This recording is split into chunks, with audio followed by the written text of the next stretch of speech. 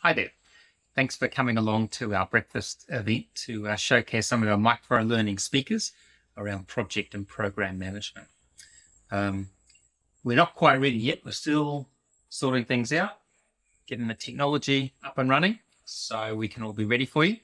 So in the meantime, have a look at a few of these snippets and it'll give you a bit of a taster as to some of the other micro-learning modules that we've got, some of the speakers we've got coming up in store over the next 12 months. Thanks so much. Talk to you soon. Cheers.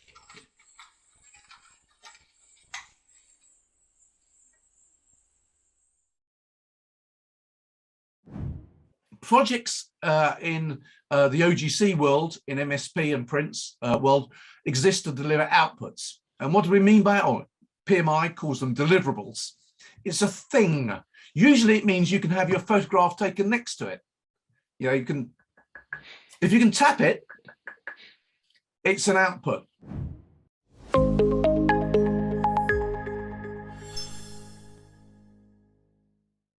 Risks and issues on programs. So when you've got a whole load of things on your risk register, have a look through them and go, well, what are the causes that we have? What are the big answers to lots of these things? But it's useful to say, am I looking at an effect or a cause when you're looking at the risk register?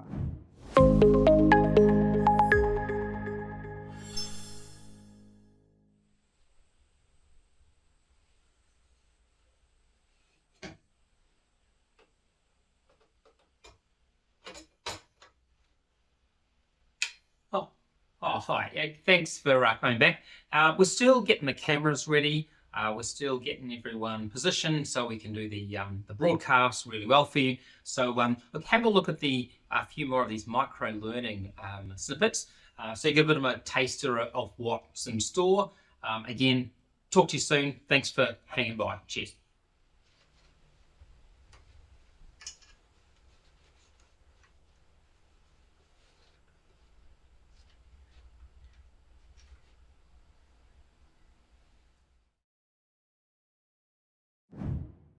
What are the benefits of vaccinating children against flu? Well, presumably it means the kids don't get flu. They can go to school, their exam scores improve, their education improves. They don't give flu to other kids at school. That's good. That's a benefit. It's a measurable improvement. We can measure the amount of days that kids have off school because they do measure it. We can do this stuff.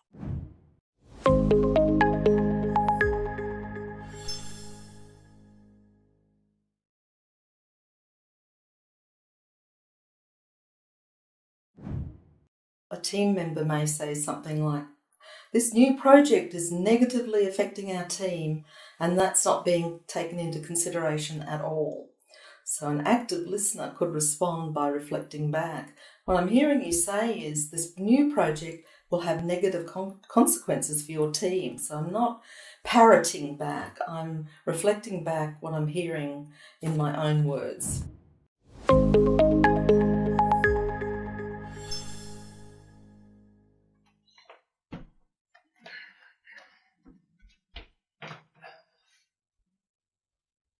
Oh, hi. Thanks very much again for joining us.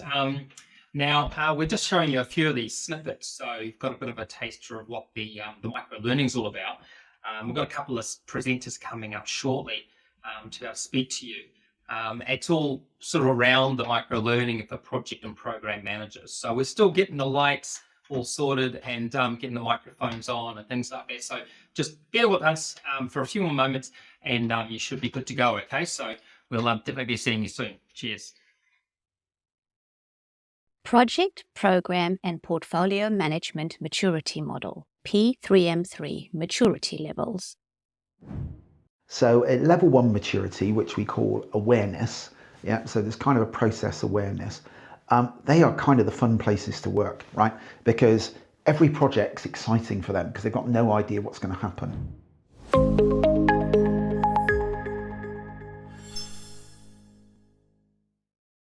Establishing an enterprise project management office. One of the key things is spending a lot of time on problem definition. understanding, and obviously the same for projects, right? What are we actually trying to resolve here? Are we all clear? Are we all agreed? It takes a lot of time to do that.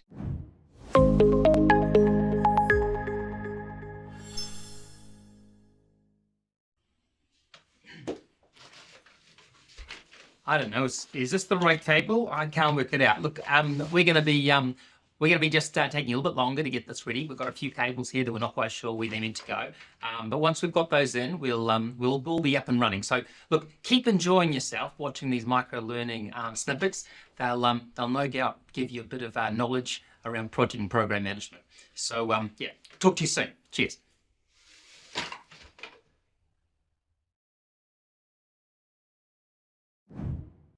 Ponder this. We typically divide projects into work packages. We divide programs into projects. There's inevitably an overlap.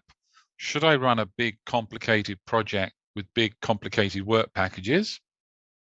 Or should I run a simple program with specific projects in it? One person's big complicated work package is another person's simple project. And organizations will make different choices.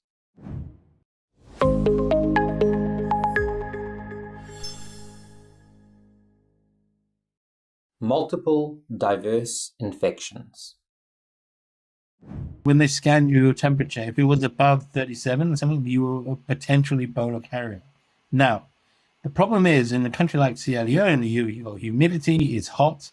We're right in the midst of malaria season. And then you've got huge HIV cases going on as well.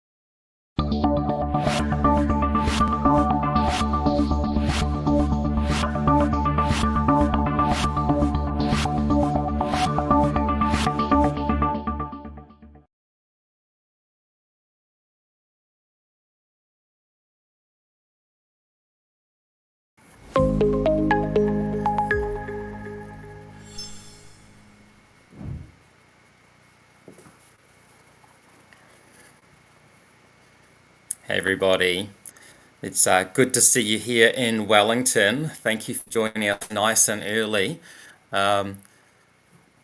Morena whānau in Wellington, welcome to the CC Learning Breakfast Networking event. I'm broadcasting from Wellington, of course, New Zealand on a beautiful sunrise morning. I'm staying in Roseneath, up high, overlooking Te Whanganui Atara, Wellington Harbour. Despite known as the Windy City this morning, it's very still. So there's a few clouds out there, but they're not moving too much. So I'm feeling pretty confident that I'll be able to do a bit of a walk in the morning, which will be nice. Great views from way up here. So we have dozens of people from around the world online via YouTube and LinkedIn joining Ruth Murray-Webster from the UK, Grant Petherick in Wellington, and me also in Wellington. So thanks everyone for being up nice and early for this event. I'd like to do a big call out for those joining us in New Zealand and beyond. We've got from ACC, we've got York and Frank. Thanks for joining us. We've got sorry about this, guys. Potama Aotearoa, Department of Correction, Sydney and Darren. We've got Auckland Council, Franz, thank you very much for joining. Aurora Energy, Martin and Jennifer. We've got Angie, Christina and Denise from Datacom. Department of Conservation, again, you guys are joining us. Rowan, Rebecca, Annalise, Rachel, Josh and Luminda. Department of Internal Affairs, Carolina. Eki Panuku, Leela, thanks for joining, Ely. Hamilton City Council again, Julie, Anne-Marie, Lisa and Karen. MPI, which is the Ministry of Primary Industries, Sarah, thanks for joining us. Ministry of Education, Jose, Emiro, Michael and Fahis. And Nottingham University Hospitals in the UK, thanks Lisa for joining us all the way from over there. We've got New Zealand Police as well, Pip and Felix. NZ Post, Catherine, thanks for joining us, Catherine. Open Polytech, we've got Lynn and Francis, and Judith from the Reserve Bank of New Zealand. So good to have a big variety. And of course, a big shout out to the Te Arawa Lakes Trust people, Miri, Kai Kurangi, Storm, Alex, William, Hai Moana, Harata, Soweta, Corey, Amy, Kelly, Sarah, Jake, Tony, Kim, Taparoto, Rawinia, Hini, and Melissa. Way down in University of Otago, we've got Dylan, Pippian, and Bailey. And at the Whakarongarau Aotearoa, we've got Tira and Marara, and Tui and Neil.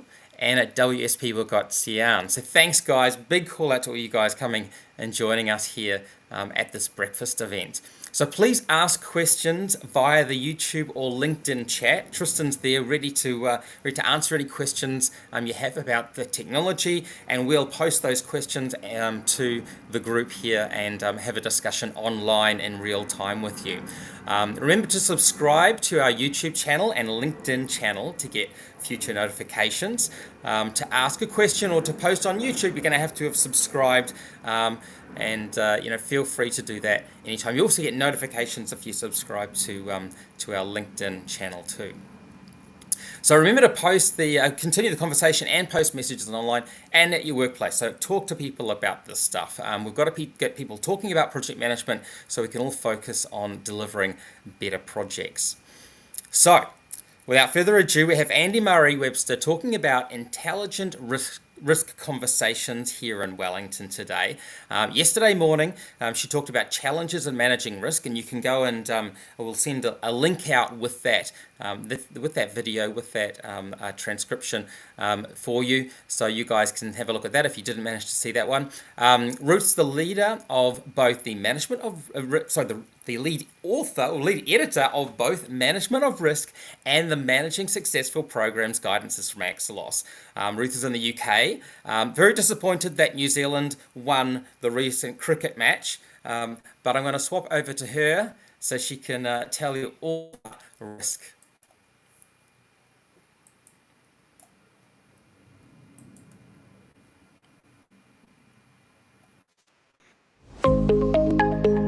Well, good morning, everyone.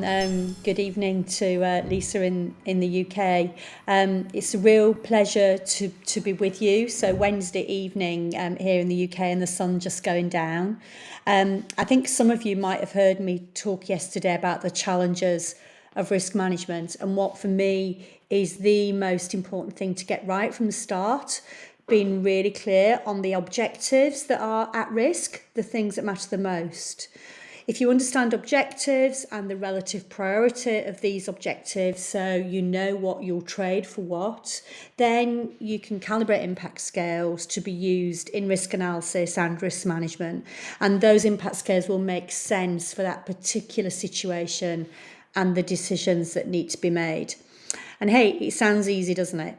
But it can be difficult to do in practice because it involves getting senior decision makers to agree what matters the most, how much variance from target can be tolerated, etc.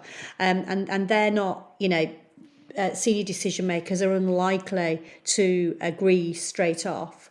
But it's really worth taking the time to do that because it sets up the risk process for success. And one of the reasons it does that is because right from the start, the senior decision makers have had a conversation about it. So in this short slot, I want to talk about the importance of conversation if risk management is to create and protect value. So let's just start from I guess, you'll all know this, of course, but risk management is inherently subjective. We're looking forward into the future. We're trying to predict the future. So any decisions that we make can never be correct or incorrect at the point of making them because there's just lots that can't be known at that point, lots of uncertainty about what may or may not happen. So when we come to outcomes of decisions, which of course may be, weeks, months, years into the future, we might have a good outcome, but the good outcome might be deserved, or it just might be that you've been lucky. And indeed, you might have a bad outcome, and the bad outcome might be because you've been unlucky or that it was undeserved. So you can only really judge the quality of a decision at the point that you're making it. So that's one key reason that we need conversation to do that. The other one is that there's also a really large range of biasing factors, things that skew our judgment. Could talk to you for days and days about this, but for example, conscious things like our past experience. I've seen something like this before and it'll be fine, or I've seen something like this before and it was terrible. So our experience biases us. Our relationships with other decision makers also biases. Our personal fears or desires biases, and also our instinctive reactions biases. So given all that, it's inherently subjective and we're really flawed. We're predictably irrational. That's a tricky place to start to make good decisions. Now, it's said that people make about 35,000 decisions a day, about one every 2 seconds. But of course, the vast majority of these decisions that we make are automatic. They're not at the conscious level. They're just happening, ticking away in the background, and most of them are not crucial. But when we've got crucial decisions to make, risky and important decisions, it's important that these are not made automatically, but they're made explicitly, so at a conscious level. So we're bringing together multiple people, multiple viewpoints, multiple perceptions that exist, and trying to make an explicit decision. And so my argument is the only way to do that is then to have an intelligent conversation. So there are 3 core parts of intelligence for me in that setting. The first one I've talked about already is about understanding objectives, previously discussed. So we have to know what matters the most, etc. The second core part of setting up an intelligent conversation is understanding the context and the options. That involves that we understand available historic data or any predictive data. So, trends, things that are happening, outside in the world that may or may not impact what we're trying to do. So we're looking back, we're looking out, and we're really making sure that when we're looking at all the options available to us, that they're grounded in the available data. So that's the second part. We understand objectives, we understand context and options, and are using data as well as we can. And then the third bit, and this is always the trickiest bit, we need to understand people. So we need to harness diverse views. There is an argument that says a decision can never be a good decision unless it has the commitment to action of key stakeholders. So it might be, a sort of a pure good decision. Oh.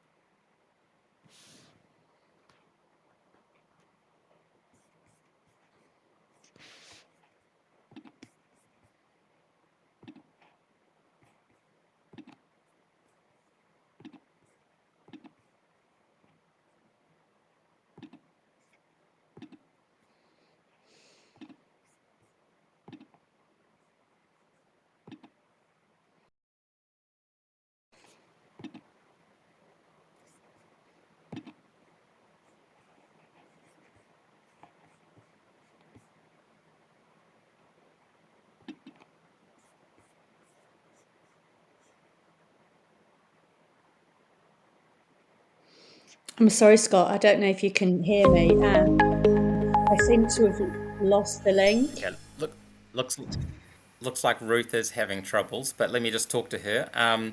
Ruth, it's all okay. Sorry about this. I seem to have a. We, we, yes, we can see you, so you can go ahead now. Okay. Really sorry about that, guys. I thought I'd lost you, so you'd be getting lots of frowning, and I'm not sure where I got to. I think I was talking about the three core parts of intelligence, so understanding objectives, understanding context and options, and available data, and then understanding people.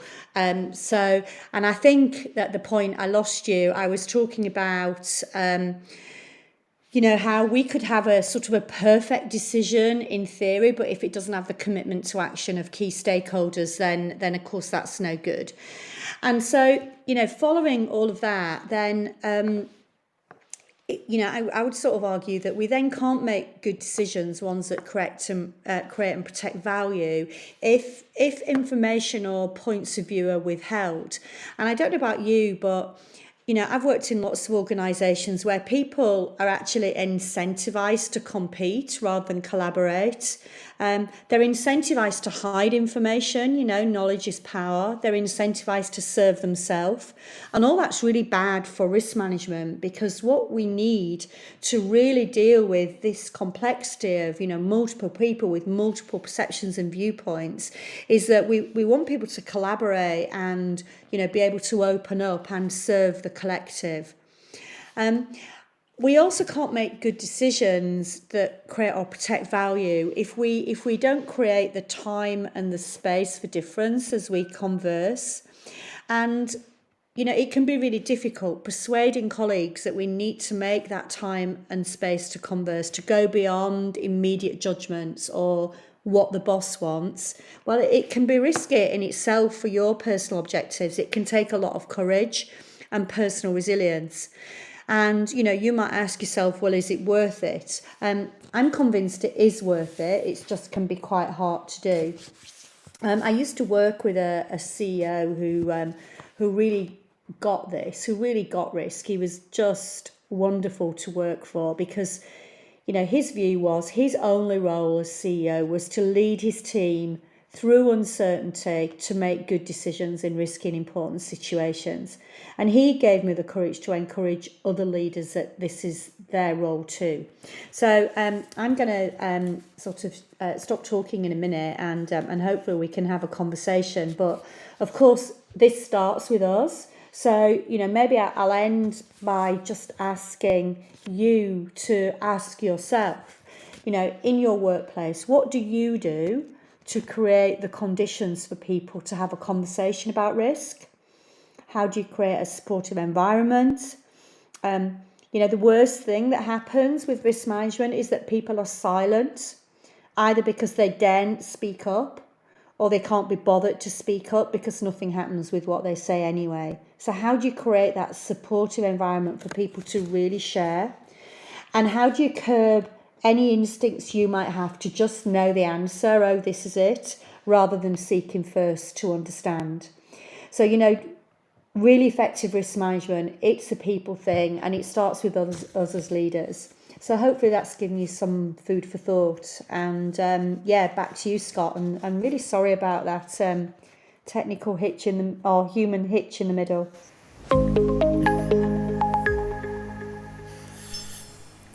This is live broadcast, or this is normal. It's perfectly fine. Plenty of times we've been on. Been watching television and the news anchor's gone, what's going on? The camera's fallen to the side or something like that. So this is a minor inconvenience. I wondered. I'm interested in your question about how you open up the information safe that individuals maintain, because it's a bit of a power play, right? It's a power play to restrict access to information and to effectively, almost like brownie points or the opposite of brownie points, you accumulate this data, this information, this hoarding, so you can dispense it as you will with favors hopefully coming your way. Support me on that project because I'll give you this information type thing. And it can be really subtle, and sometimes you might even not know it's happening because you're not aware that that information is actually harder to get. So, look, I'd say it's culture. It's Yeah, I'd say organizational it's culture. culture. That's what I call it too. Yeah. Absolutely. And And risk culture is a subset of that, Scott. You know, what can leaders really do to make sure their organizational culture works for risk management? And so much of that is creating that tone from the top that is open and transparent and collaborative, and that those things are noticed and rewarded. But it's a slow burn, it doesn't happen like that. what about you, Grant? I mean, you've got time at Treasury and now time at the coalface. What sort of steps have you taken to ensure that the information is free flowing and available and used for its best purpose? Yeah, I think Kāinga coming into the coalface at the New Zealand Housing Agency, it was all about that transparency, and so in my talk, Ruth, it's music to my ears around having that transparency, openness, and collaboration. In my view, we report on all our top risks, so they're transparently reported across the organisation, and so we're not hiding what are those things that might derail our projects, and everyone can have a look at what the top risks are, but also what our mitigations are. And that's the important thing, isn't it? It's the mitigation part that actually means our projects are going to be successful. And so if we're not only reporting those through to our steering groups and having the discussions with those governance bodies, but also reporting those across the organisation. Look, if we haven't got something right, people can chip in and help. And I think that's that transparency culture that you want to have, sharing them rather than hiding them. I'll talk about that in my thing. If you hide them, they get bigger and the impact's going to be worse. Getting them on the table early is important, and actually having your project team, your steering group, and if you need to, up to your portfolio governance, if they're that big and hairy and scary, actually having discussions on what are we going to do about these to mitigate them, because those are the things that'll derail your projects if you don't act on them. Do we discussion about, I'm talking the wider community here, have a discussion about the concept of right and wrong, and the way that this idea that if you reveal something that's negative, it will reflect on you, or that the risk that the project might stop is a bad thing, which it isn't, just to be clear. It's okay to close a project. This is something I try and reiterate in our training courses as much as possible. It's okay to close project. I get people to try and sing it as a mantra, because the moment you can go past the I might be guilty, I might be responsible, I don't want to be the bearer of bad news, I'm always the one who says things are negative, that's not going to be a good place if you can't say those things, if you can't be active. This goes to something that I've heard about, which is called red teams. And red teams are designed to specifically go out and to question assumptions and to extract that information from people and go, well, why do you think that? Are you sure that's right? I don't think I agree with that. Can you provide evidence for that information? Why are you making that assumption? And I think that sort of analysis, and therefore that sort of openness and being prepared to challenge things, that sort of culture surely has a better place in it than like a Gollum type, the rings are mine type thing.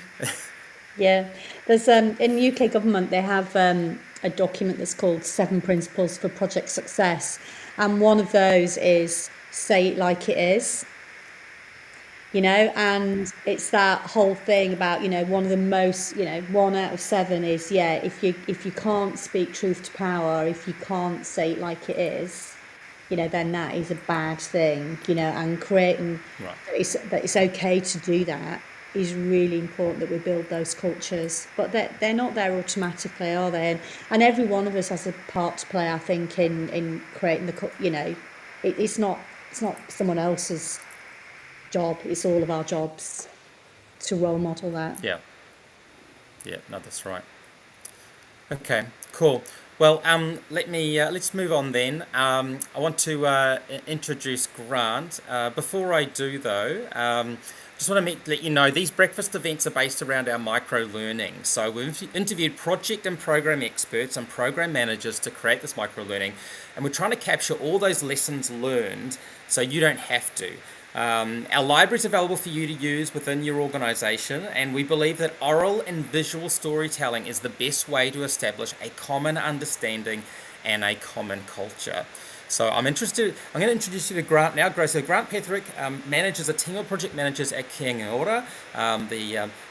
As a project manager, Grant ran his projects based on risks and issues. He used his team to work out mitigation and did the planning together. That sounds pretty open to me.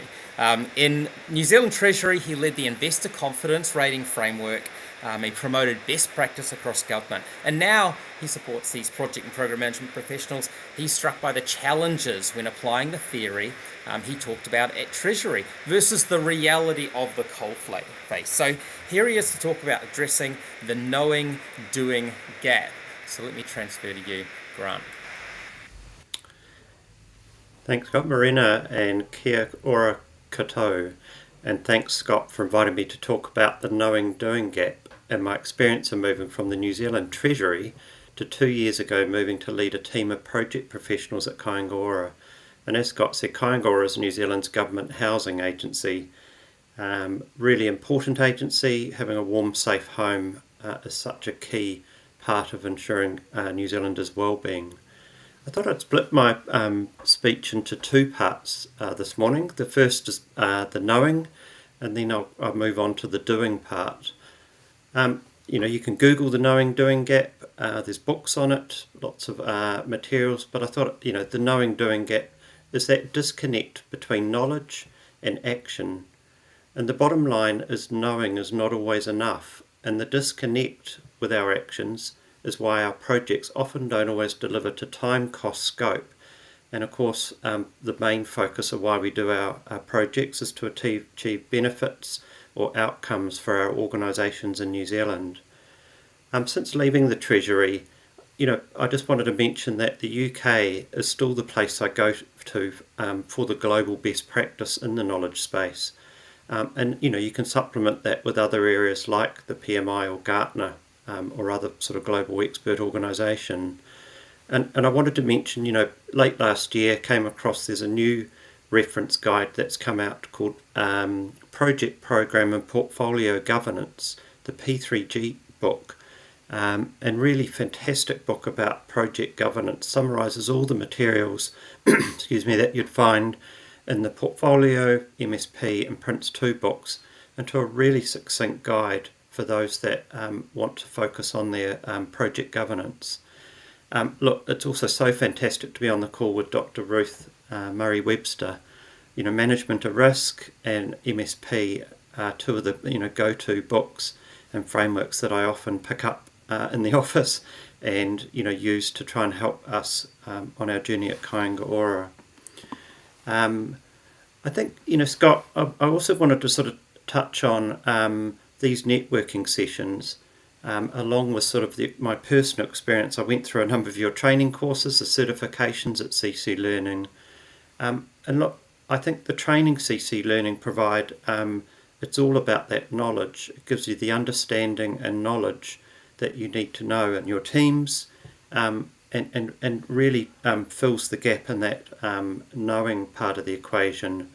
But I think, the trainers at CC Learning, the ones that I've experienced who also helped me in Treasury days, the Sarah Rosses and David Griffiths, they don't just train you to walk out with that certification, but because of their real life examples that you can then use when you get back to your day job, I think they actually help you address that knowing-doing gap.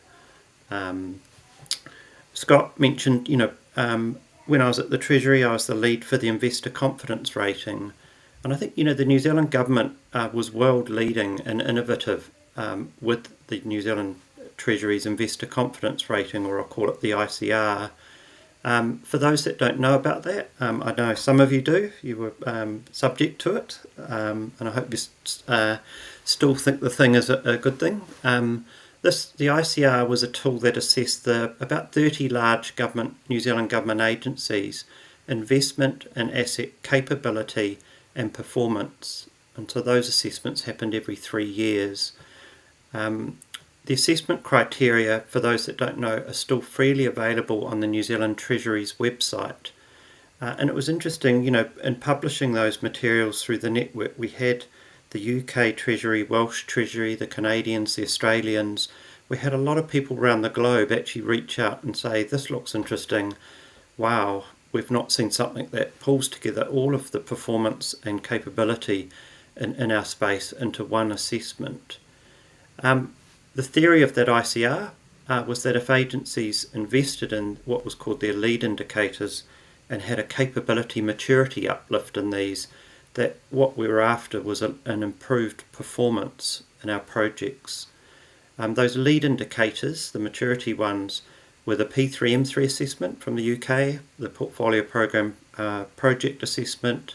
There was an asset management maturity assessment, change management and procurement capability assessment, and it also assessed an agency's strategic long-term plan. So that premise was that if we looked at benchmarking and measuring our maturity and practice in those lead indicators and formed improvement programs, we would see an improvement in our delivery, the project delivery performance, time, cost, scope, our benefits and our asset performance. And as a theory, I can see there's non-government people on this as well, and it's great to have councils and other, more broader people on this call this morning. It provided a consistent way of measuring capability and performance across a diverse range of government agencies. You can apply it to any agency, it doesn't matter what you do. Everyone said they were special and different, but actually under the hood they were all doing the same things in the investment and asset space. And I think who's heard of the maxim, what you measure is what you get? The best way, in my view, to get an improvement in performance is to assess that maturity and performance regularly and use that to highlight your strengths, celebrate those, but also use it to identify your areas for improvement. And then focus on maintaining your capability and performance in those things you're good in, but form an improvement program to lift those gap areas you see will add the most value to your organisation. The ICR was paused sort of about just over 2 years ago, and so there's a challenge to you. How many of you have done a P3M3 assessment recently, or even an asset management, looked at the change management, or looked at the procurement capability index? And there's a range of independent assessors that I know still exist in New Zealand and more broadly across the globe who can undertake those assessments, or you can do a self-assessment if you think that the burden of an independent paying for someone is too high. And another challenge, how many of you still have a portfolio program and project improvement program informed by your regular reviews of where you are and looking to help you lift your overall performance? And in my view, the knowing doing gap, that's at the organisation level, looking at your capability and maturity and having a benchmark, regularly updating where you are and having improvement programs. You can then track your progress to see if that knowing doing gap at the organisation level is being addressed. So if the knowing area is so well supported, why is the doing so hard? And my challenge around that is, why do our people who know what they should be doing, why do they not consistently deliver our projects every time? And I think it's that word consistently. We have, great projects. We do really well, deliver exactly what we want on time, cost, scope, and the benefits from those. But we don't do that all the time. And why is that? And why is it that some do and some don't? And why aren't we leveraging those that do well for those that are the ones that struggle? So since joining Kāinga, and I call it the coalface, being, the theory from Treasury was this is easy and why aren't you guys delivering these complex projects? There's all this guidance and stuff from Treasury and from globally. you know, why aren't you performing? Why are they coming up to ministers with cost overruns, and why aren't the benefits being achieved? And so since I've joined, I've got a leadership team in Auckland, Wellington and Christchurch, and we've got just over 100 project professionals that we're working to support across Kāinga. And some of the things we've done to address that knowing doing gap within our organisation is we've launched a new capability framework, and that capability framework identifies for all the roles within our project management services teams. It has all the 22 technical project capabilities, but also those soft leadership and communication capabilities. And this allows the team members to self-assess their capabilities, and just like at the organisation level, they can then identify their strengths and any gaps. Those gaps then flow through into those people's development plans, and we then look at the range of interventions that we and support that we can put in to actually plug those capability gaps. And so I think, you know, that's really key. Having an understanding of your people's capabilities is key to actually understand if we invest in those, how can we actually improve them, and that, you know, if it's the knowing part, how do we also support the doing with those plans. I think, you know, Kāinga is not unusual. One of the key things, we have regular reviews of projects, IQAs or TQAs, and we've had an independent review of one of our trouble projects, and one of the key recommendations is that our project governance isn't where it needs to be. You know, having my days in Treasury, P3M3 project, if you don't get your governance right, you're not effectively governing the project, you're not going to get some of the other things, the finance, the risk, the issues, the stakeholders, because you haven't got the right people at the helm doing that, taking their hats off and actually governing the project. And so we've introduced, we're working on introducing a suite of guidance for people on those steering groups, but also for the people who support the project managers who support the establishment of those. We've got checklists, we've got training, and we've got, you know, we have really good steering groups and exemplars, the packs and the minutes and stuff. So we're showcasing what good looks like for the people on those steering groups, and wanting to really support those sponsors and SROs to do a better job in some places than what we have to date. Of course, there's always a continuous focus on our finances and planning, getting more accurate in our forecasting and realism in our planning. And I think, you know, one of the key things, and I heard Ruth mention this as well, is we're doing a big push in Kāinga to move away from the more traditional model where the PM sat and directed the project to actually having collaborative teams and collaborative planning and applying agility principles in the way that we work. And that goes across not only the project team, but also involving your steering group and the business, the people that are going to receive the change. And that's planning together, develop your stage gate documents together. Your business case shouldn't be something that lands with your steering group without them having multiple discussions. And get your business along, showcases, retros, get them to get their hands onto, you know, early minimum viable products so they can tell you whether what you're doing is the right thing or not.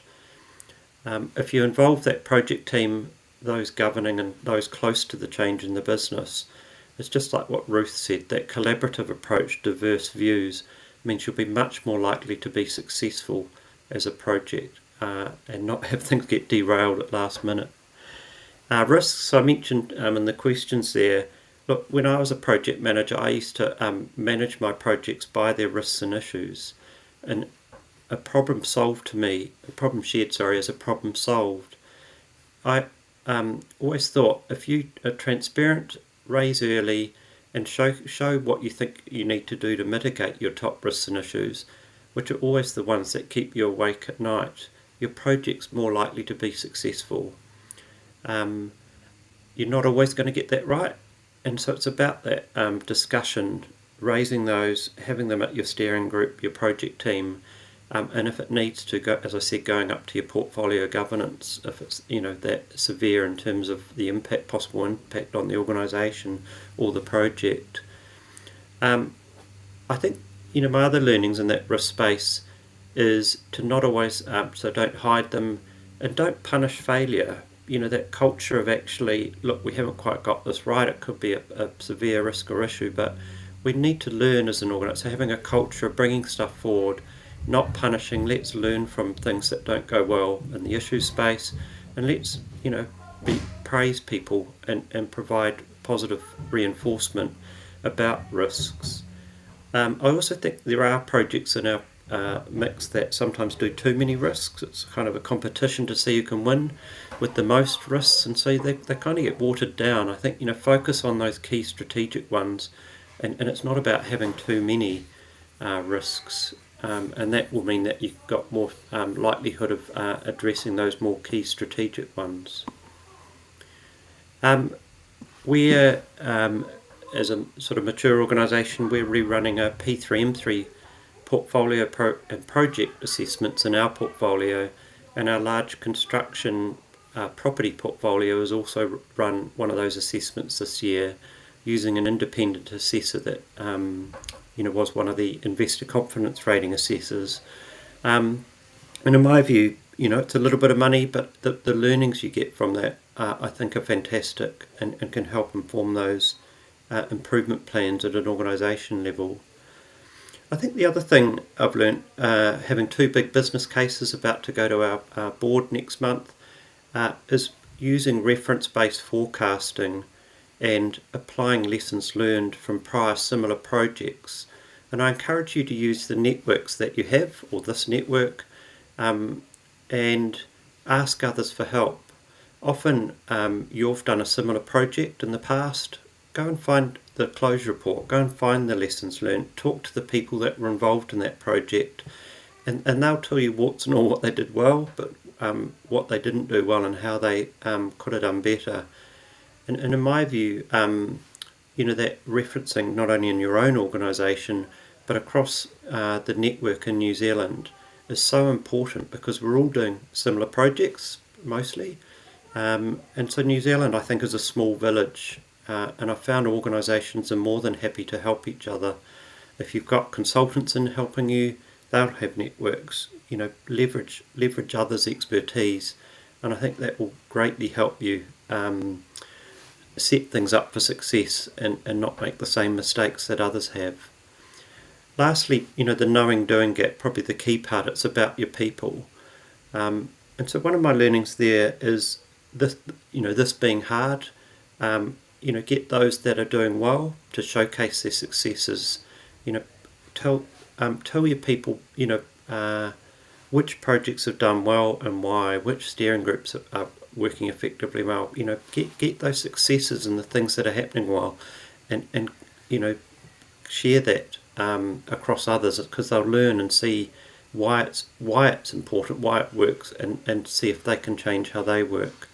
I think last thing sort of we're doing is change, people that aren't applying their knowledge consistently and have a knowing doing gap, is we apply change management approaches to our projects successfully.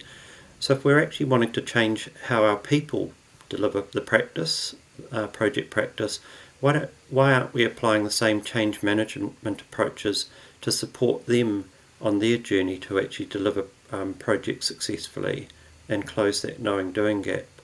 So really encourage you to leverage change support and training support and comm support in your journey to actually close that knowing doing gap. Look, I have to admit, in Kāinga, the knowing doing gap, it's still there. We're not consistent enough, and I'm sure our P3M3 assessment will come out, we're doing well, but there's areas where we could improve. And even if you get there, if you get up to the level where your performance and capability is high, you've got to maintain investment in that, otherwise it will quickly erode. We have turnover, new people, and things are changing rapidly in our environment and organisation, and you need to continue to invest to maintain that capability and performance. I think, my learnings at ICR through the assessments there, but also now being in the coalface at Kāinga, is that we still don't deliver to time, cost, scope and the benefits. the doing part is hard. One of the things whilst I was at Treasury, I ran a community, or about 5 community of interest for practitioners, and those are now disbanded. So look, I really applaud CC Learning for bringing some of the best global speakers to New Zealand at these morning network events. And I really do encourage you to help with that knowing doing gap, to connect, share and leverage each other's knowledge and best practice.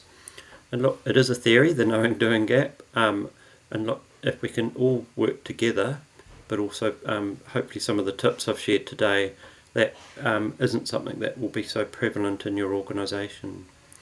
Thanks so much, Scott, for inviting me to speak, and to you all this morning for listening early in the morning, and I'm very happy to field any questions you may have. Tēnā koutou, tēnā koutou, tēnā koutou katoa.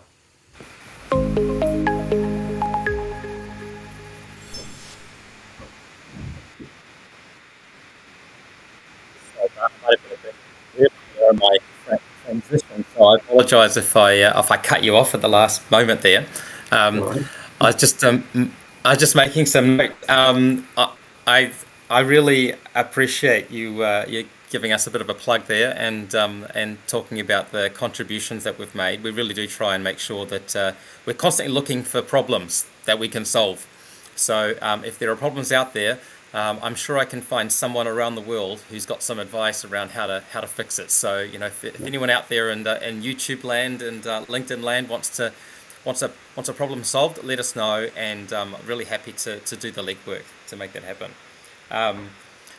I liked your comment about reference-based forecasting. That's really cool. It's something that when I go into organisations, and particularly organisations that deliver lots of projects, I say, so you've done this before. So where's the data that says how long it took, even down to the point of how long did it take to make that pathway, or how long did it take to create that document? There must be that information somewhere. Can we not find it? Yeah, even the effort to go through all the screeds of documentation you might have, and people have gone through multiple IT changes, so it's in different formats and stuff. It's worth it. It's worth it to be able to. But then I wonder, actually, I think people are a bit dismayed, and they think, those projects weren't that great. Those estimates weren't that great. Maybe I don't want to know that data. And I kind of think, well, it's true, and I'm sure you probably face that. Have you? It sounds like we have two big projects to look at putting in ServiceNow and Salesforce, relationship management and service fulfillment. A lot of other people have those. They're complex and hard. So why aren't, we're talking to the others around town in corrections, fantastic, helping us out with that. And I think one of the things we're doing is we're actually putting those that are senior in other organisations that have got those war scars of actually delivering those projects, we're putting those as advisors onto our steering groups.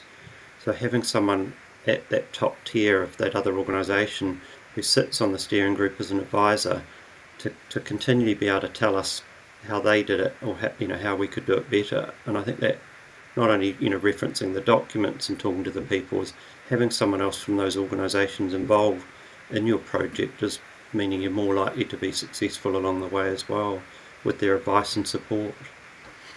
I reckon you even go further too. I reckon you suggested reach out to the UK government departments, reach out to the Australian government departments. You would be surprised who you can find on LinkedIn who's actually happy to assist. Like, people are really quite open with their information, particularly if they think it's going to help somebody on the other side of the world. It's a bit of a thrill, I think. I mean, I like the idea when I speak to people in the UK and they're going, oh, I want to do this. I'm like, oh, cool. A little bit of a spark for the day. And as I'm sure you would, if you were reached out to by someone in Australia, Grant, I'm sure you'd be like, yeah, sure, I'll give you a hand. And, I think that sort of recognition that it's not just a small village in Wellington, it's a small village in the whole of the world is pretty true. I don't know, what's your experience, Ruth? Do you find that you get to speak to people from different walks of life other than Wellington and Auckland, New Zealand? Yeah, sure. I mean, I do a lot of work now with the Major Projects Leadership Academy for government. So I've spent most of my practitioner life in private sector, but in the latter years do a lot of work with major project leaders in government, and there's they've all got the same problems as each other and as you, and and typically, civil servants are collegiate. You wouldn't work in civil service if you didn't have if you didn't get out of bed in the morning to help people, whether that's in your country or to share with other colleagues. So I think there's the problems are common around the world, and if they were easy to fix, we'd have fixed them by now. So actually, just the more we can share, we can talk. It's all really important for learning and bridging that knowing doing gap, as Grant said. Yeah. And Grant, you said you created a capability framework, which I'm a big fan of capability frameworks. I think they are excellent. They give a lot of transparency to the individuals who are doing roles. They give a lot of visual information to know where it's appropriate to put resources, or what projects that resource can go in, has potential for learning paths to progress to the next level of a career progression. There's a lot of benefits, and I know the UK has one, a project delivery capability framework, which has been around since I think 2012 or 14 or something like that, quite a long time. What did you use as your basis for your capability framework? I think, I was aware the UK had one. It's probably deeper and bigger than what we wanted, so we went probably quite simple. I think, we just pulled out the core capabilities from the people's position descriptions. They're consistent across, from our project coordinators up to our program managers. And so those 22 capability areas were consistent. And then it's just a simple 5-point scale to no capability up to expert. And look, it's not expecting everyone to be expert, but we want people to be up towards the higher end of that scale.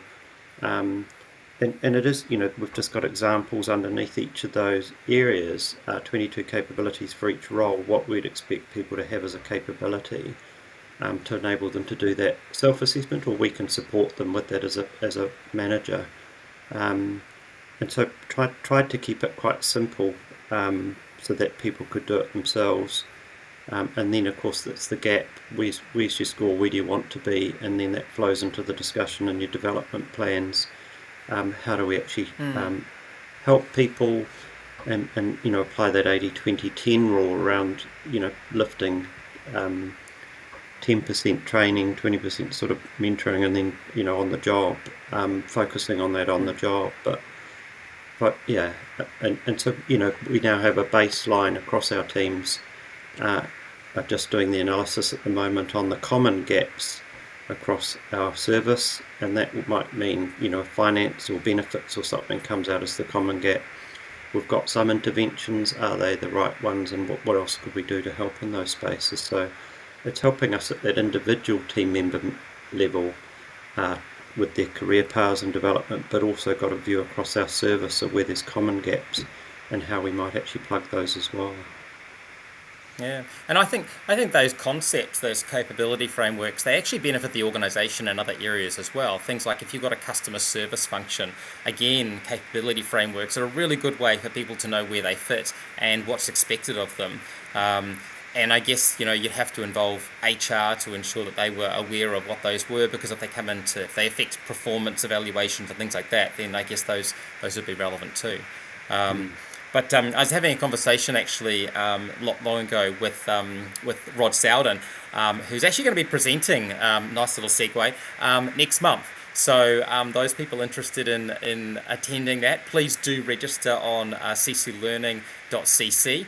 And we'll see you on on those dates. I think it's the 3rd and the 4th of April. It's the Tuesday and Wednesday. Wednesday in Wellington, Tuesday up in Auckland. And when he was referring to the standardisation and the implementation of of processes. So applying a process such as Prince2 or whatever project management framework you wish to implement, whatever flavor you've got, it carries the risk of standardizing things and squashing creativity because you've got to do things in a consistent way. And I think that's one of the big things, moving from effectively a level 1 into a level 2 and then through to a level 3. This is in the project management P3M3 framework.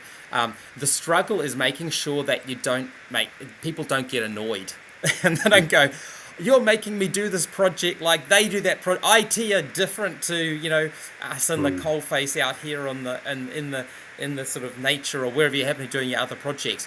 And so there's that real struggle in a culture to go, okay, we just need to get this done, and then let's make sure there's creativity and flexibility, that agility that you talked about. Yeah. And I suspect you've probably found the same thing.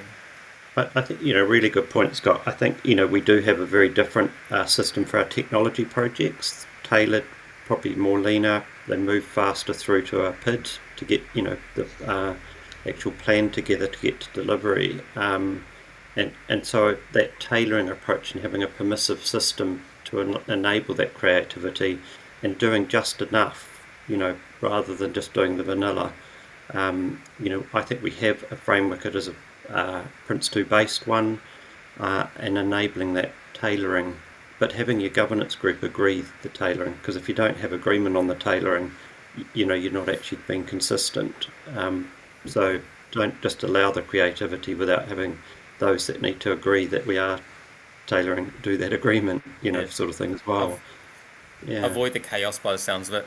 Just to close out, Ruth, do you have anything extra to add from our conversations? And then we'll... I guess I was just thinking then, it was making me think about, so I can play the piano, but really badly and only from music.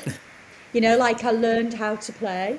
And it's the analogy that I would say, but somebody who plays like jazz piano really well without music, to be able to be free and to improvise, you have to know the basics first, So I think what's really interesting with capability development frameworks, you have to go through that standardization before people can play tunes on it, So otherwise it's just like, it's like anything goes, but you've got none of the basics, So I guess I'm also a fan of development frameworks that just take you through, let's all get the basics, then we can start to play tunes on this thing.